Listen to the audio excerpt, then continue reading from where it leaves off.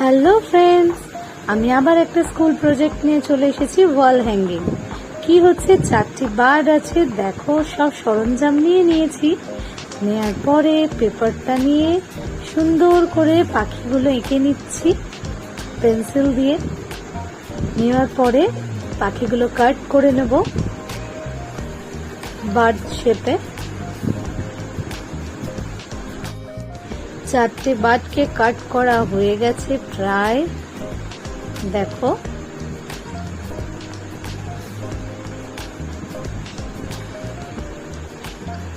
এরপর কালার করে নেব।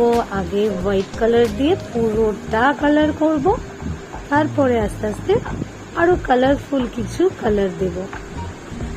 কালারও রেডি। ফার্স্টে গ্রিন কালার করে নিচ্ছি।